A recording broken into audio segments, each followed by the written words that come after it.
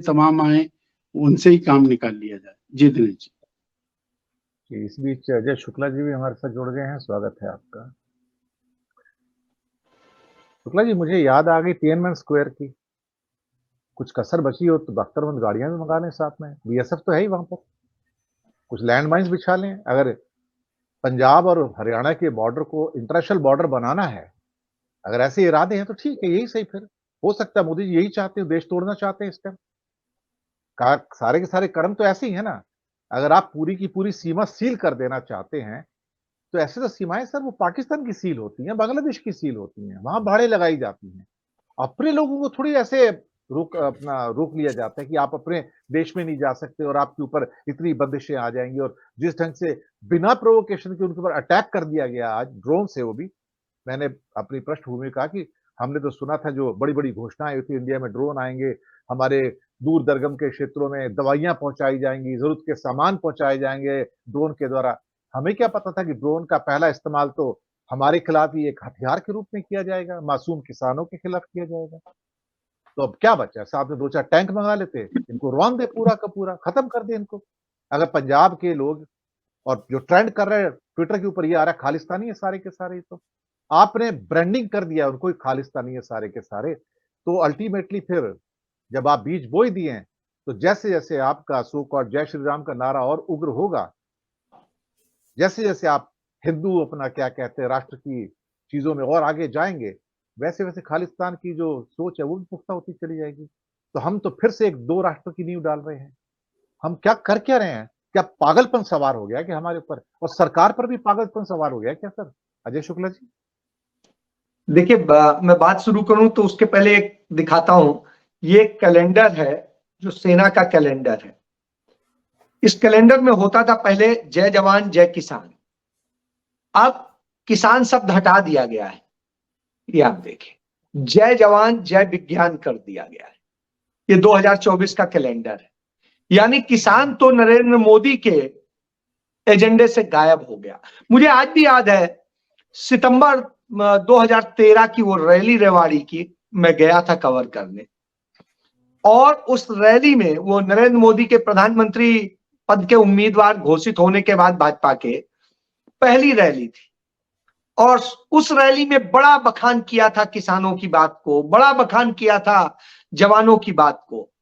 और हमने देख लिया है कि कैसे किसानों के साथ हुआ है, ये सामने दिखाई दे रहा है।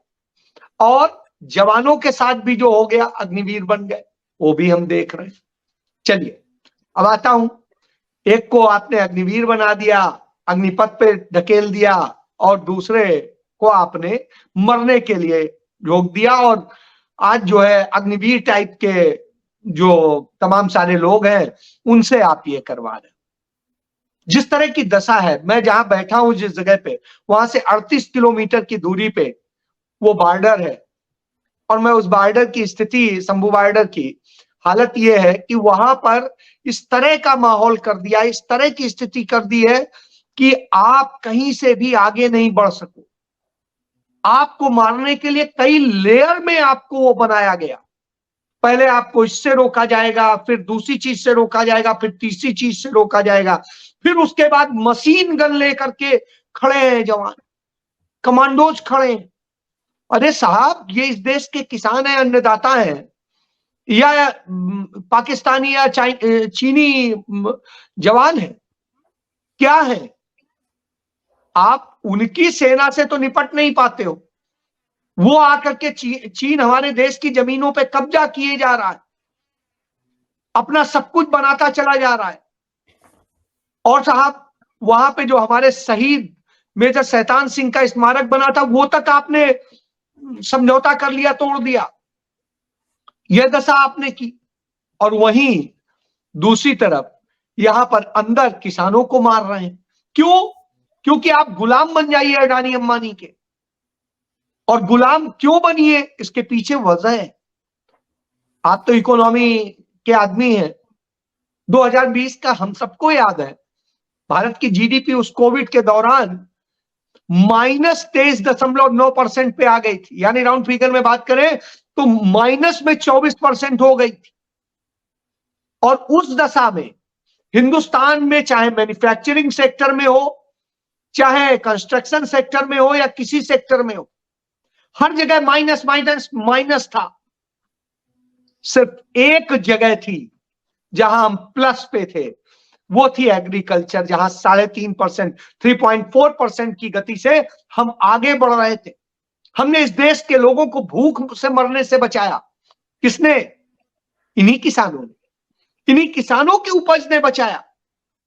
इन्होंने जिस तरीके से उस दौर में भी उपज दी, इतनी अच्छी उपज दी थी कि आप सोचिए, जिसके कारण भारत सरकार आज जो 5 किलो अनाज दे करके भारतीय जनता पार्टी अपना वोट बैंक तैयार कर रही है, वो भी इन्हीं की उपज है। लेकिन उससे वो अडानी अंबानी को सौंपना चाहते हैं, जिससे उनका 100% प्रॉफिट का धंधा बना रहे। और उस धंधे के लिए सब हो रहा है। नरेंद्र मोदी का क्या है? वो तो कहते हैं, खुद कहते हैं, मैं तो झोला उठाऊंगा चल दूंगा। उन्हें कोई फिक्र नहीं है। उन्होंने अपने लिए दुबई में, अपने लिए और तमाम जगह इतना इन्वेस्टमेंट करा लिया है कि ऐश से जिंदगी जिएंगे। जो तमाम सारा काला धन विदेश जा रहा है और जिस तरीके से हो रहा है, वो आप समझने की जरूरत है। जो सेल कंपनियां काम कर रही हैं, जिनमें लाखों करोड़ रुपया जा रहा है, किसका जा रहा है, क्यों जा रहा है? राहुल गांधी ने इसकी आवाज उठाई थी। और राहुल गांधी ने तो आज एक और बहुत बड़ी बात कह दी, जिस बात का हर किसान को इंतजार रहता था। उन्होंने कह दिया कि मैं एमएसपी की लीगल गारंटी, कानूनी गारंटी सुनिश्चित करूंगा यदि हमारी सरकार आती है। कांग्रेस के राष्ट्रीय अध्यक्ष मल्लिकार्जुन खड़गे ने इसकी घोषणा कर दी। तो आप समझ सकते हैं, जब यह सब हो रहा हो, उस स्थिति में नरेंद्र मोदी फिर भाग गए, यूएई चले गए। तो साहब, जब उन्हें पता है कि इस देश में ये हो रहा है, आप देखिए इसी दौर में स्पेन में प्रोटेस्ट हुआ, वहां की सरकार अपने किसानों के साथ खड़ी हो गई। फ्रांस में हुआ, जब फ्रांस के राष्ट्रपति आए हुए थे भारत में 26 जनवरी को, उसी वक्त वहां चल रहा था। वो गए और जाने के बाद उन्होंने उसको रिजॉल्व कराया। गोली नहीं चलाई, आंसू गैस के गोले नहीं छोड़े, लाठियां नहीं बरसवाई। उनके साथ प्यार से बैठ के चर्चा की और समस्या का समाधान निकालने की दिशा में काम किया। हिंदुस्तान में क्या हो रहा है?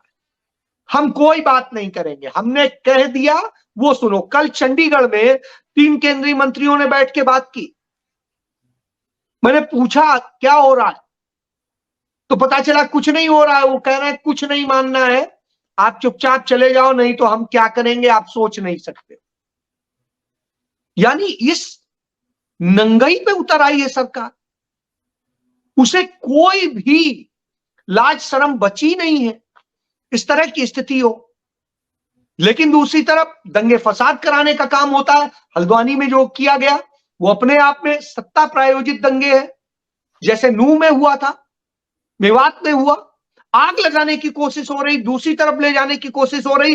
ये 1921 दोहराने की कोशिश हो रही है कि साहब, किसान वहां मांग कर रहा था उसे हिंदू मुस्लिम में लड़ा दो। तो वही स्थिति है कि आप मांगोगे इधर, बात करोगे हम उधर ले जाएंगे, आप कहोगे ये कर दो, हम कहेंगे नहीं मंदिर चलो। तो यह दशा है। और इसके बाद मैं सबसे बड़ा सवाल उठता है उन लोगों पे जो किसान हितैषी बनने की बात करते थे, जो कहते थे कि हम खड़े हैं। साथ कल किसानों से जब वार्ता का समय था और इसे पूरा प्लानिंग में भगवंत मान मौजूद वो थे, वो तुरंत जहाज उठा के अरविंद केजरीवाल और उनके पूरे परिवार को अयोध्या में दर्शन कराने लेके गए थे। उन्होंने वो नहीं किया कि उसके लिए कुछ करे। दूसरी तरफ जिस तरीके से पंजाब पुलिस मिलकर के काम कर रही थी हरियाणा पुलिस से, चंडीगढ़ पुलिस से, वो ये लगता है कि साहब कौन सी साजिश रची जा रही थी। तो एक तरफ आप उनके साथ मिलके उस खेल में भी शामिल हो, इधर भी शामिल हो। दूसरी चीज आप देखिए, जिस तरह के और हालात हैं, आप लगातार किसानों के ऊपर शोषण का काम हो रहा है, उनके ऊपर हमले हो रहे हैं।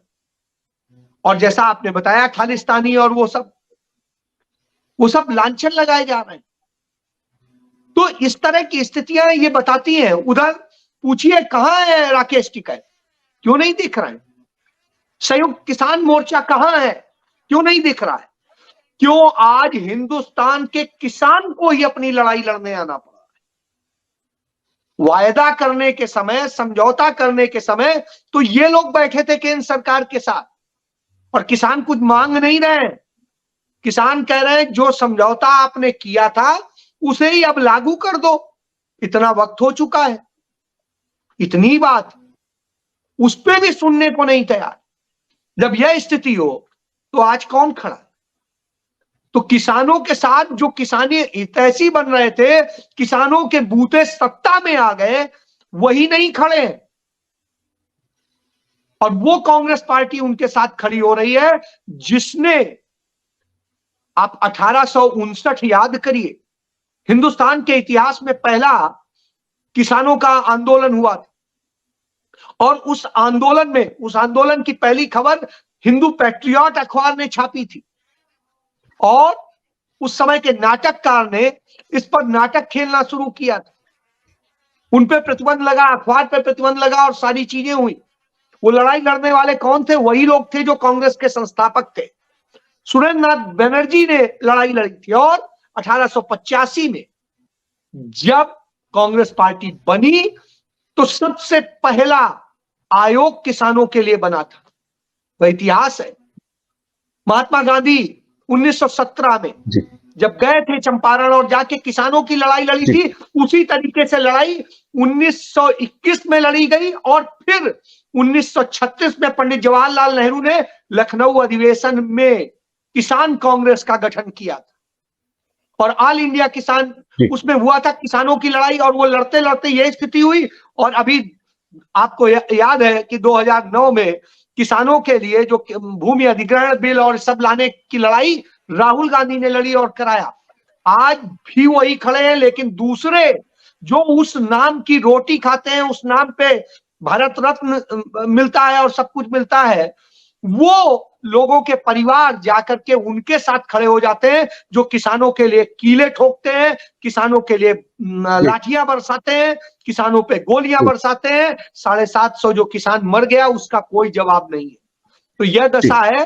तो ऐसी स्थिति में निश्चित रूप से सवाल बनता है कि आखिर हो क्या रहा है। जी दूसरे चक्र में आता हूं मीनू जैन जी आपके पास। अभी हाई कोर्ट की